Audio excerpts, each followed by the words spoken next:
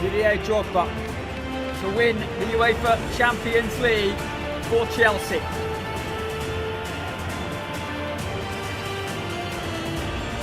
Drogba against Neuer. A new name on the trophy. Chelsea are kings of Europe in Bayern's backyard. Roberto Di Matteo leads the celebrations. It's Chelsea's year.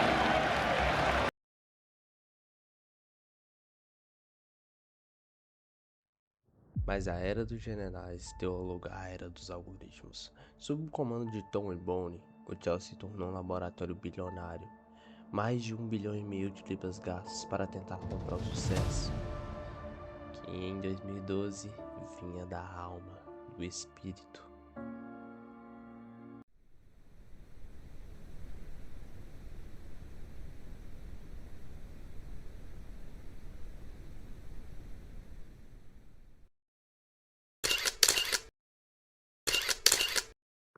Hoje a gente vai entender uma coisa que parece simples, mas não é.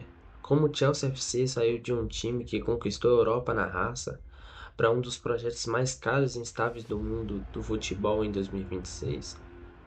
Em 2012, o Chelsea chegou ao topo da Europa ao vencer a UEFA Champions League 2011 e 2012. Mas aquilo não foi um time dominante, foi um time resistente, um time que sabia sofrer. Dentro daquele elenco existiam lideranças claras, jogadores que carregavam o clube nos momentos mais pesados, como Drogba, Frank Lampard e Peter Cech. Não era sobre controle de jogo, era sobre sobreviver até o último segundo. E o mais curioso é que naquela mesma temporada o Chelsea terminou apenas em sexto na Premier League, mas nas Copas ele mudava completamente de nível. Frio, competitivo e implacável. Agora corta para 2026. O clube já passou por diferentes eras, diferentes ideias e diferentes projetos. Mais de 1,5 bilhão foram gastos. Elencos foram reformulados várias vezes, mas sem sucesso de glória. E ainda assim, o Chelsea atual parece distante daquele time que sabia exatamente o que fazer. E nos momentos decisivos, parece que o Chelsea se perdeu no meio do caminho. Perdeu as estrelas, perdeu as estradas da glória e perdeu as vitórias. Então a pergunta é inevitável: como um clube que já foi definido pela identidade passou a viver em busca dela?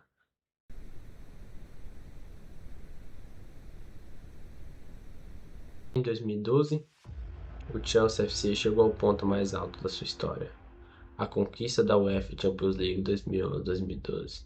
Não foi apenas um título europeu, foi uma vitória construída na resistência e na capacidade de sobreviver sob pressão extrema. Aquele time não era o mais técnico da Europa, nem o mais dominante, mas tinha algo difícil de medir: identidade.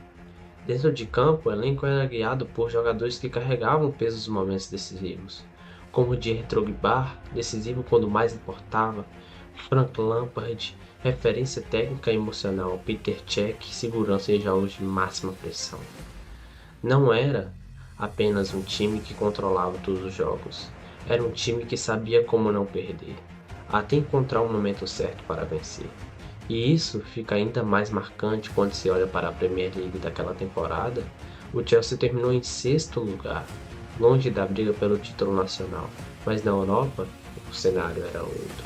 Nas fases eliminatórias o time se transformava, cada jogo era tratado como uma final, cada erro tinha peso e cada decisão parecia definitiva.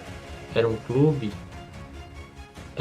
que entendia o contexto melhor do que qualquer adversário e que naquele momento atingiu sua forma mais pura da identidade competitiva.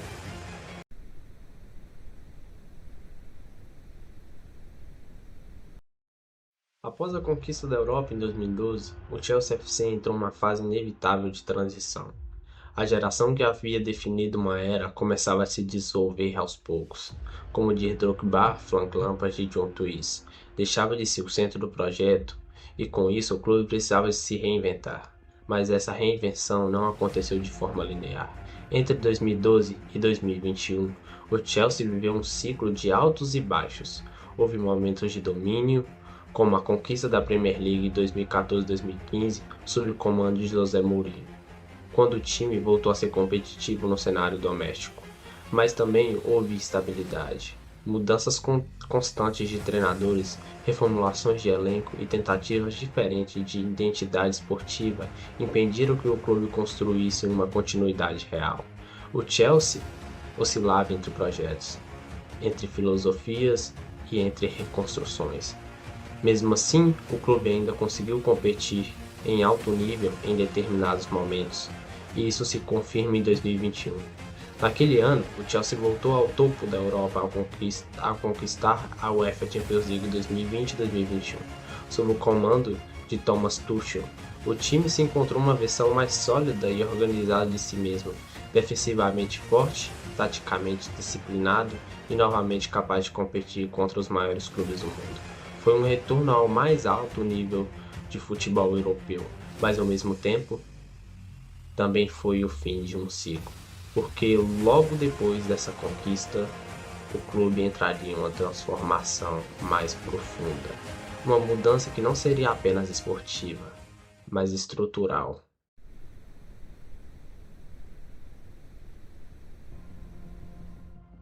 A mudança começou fora das quatro linhas. Em 2022, o Chelsea FC entrou em um dos momentos mais decisivos da sua história recente. A saída de Roman Abramovich e a chegada de um novo modelo de gestão liderado por Tony Bowley. Não foi apenas uma troca de dono, foi uma mudança de lógica, a lógica que mudou uma filosofia dentro de campo e fora das quatro linhas. Por quase 2 décadas, o clube havia sido construído sob uma estrutura clara, investimentos agressivos, mas com alguma continuidade esportiva. Treinadores tinham tempo, elencos tinham base, e mesmo em ciclos de instabilidade havia uma linha de identidade reconhecível. Isso deixou de existir. A nova era começou com uma reestruturação profunda e imediata. O mercado passou a ser o centro do projeto. Jovens talentos foram contratados em escala inédita. O volume de gastos ultrapassou 1,5 bilhão de libras em poucos anos, transformando o Chelsea no clube mais agressivo financeiramente da Europa nesse período. Mas o mais importante não foi o quanto se gastou, e sim como. O clube passou a adotar contratos extremamente longos, alguns chegando a 8 ou 9 anos, como nos casos de Enzo Fernandes e Cole Palmer. A estratégia tinha um objetivo claro: diluir os custos de transferência ao longo do tempo e reduzir o impacto imediato nas regras do fair play financeiro. No papel, era uma maravilha, uma solução, mas na prática foi a criação de um elenco preso ao futuro. Jogadores jovens de contratos extensos e uma pressão constante por desenvolvimentos imediatos. O tempo necessário para a maturação e construção de um sistema passou a entrar em conflito com a urgência dos resultados. Ao mesmo tempo, o banco de treinadores se tornou instável.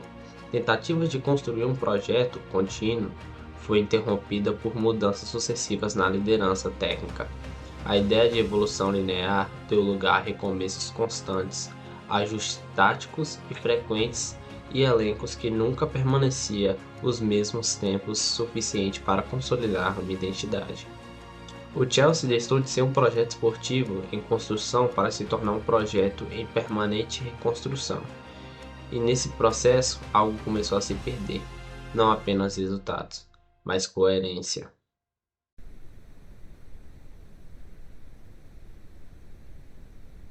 Em meio a um projeto ainda em construção, o Chelsea FC teve em 2025 um último momento de consolidação esportiva. A conquista da FIFA Club World Cup em 2025 representou mais do que um título internacional. Foi uma confirmação temporária de que o elenco ainda era capaz de competir em alto nível global. Naquele torneio, o Chelsea encontrou eficiência em momentos decisivos. Cole Palmer assumiu um protagonismo em fases importantes da campanha, enquanto João Pedro apareceu como uma peça decisiva em jogos de pressão. Por um curto período, o clube pareceu reencontrar o equilíbrio. mas esse equilíbrio não se sustentou. O título não alterou os problemas estruturais que vinha se acumulando desde a mudança de projetos em 2022. Ele apenas mascarou por um instante os sinais mais profundos de instabilidade. Poucos meses depois, o cenário já era outro. A pressão financeira aumentava, as exigências regulatórias da Premier League se intensificavam, e o que antes era tratado como reconstrução passou a ser interpretado como desequilíbrio estrutural. O Chelsea chegava a 2026 ainda carregando o peso de um título recente, mas já imerso em uma realidade completamente diferente.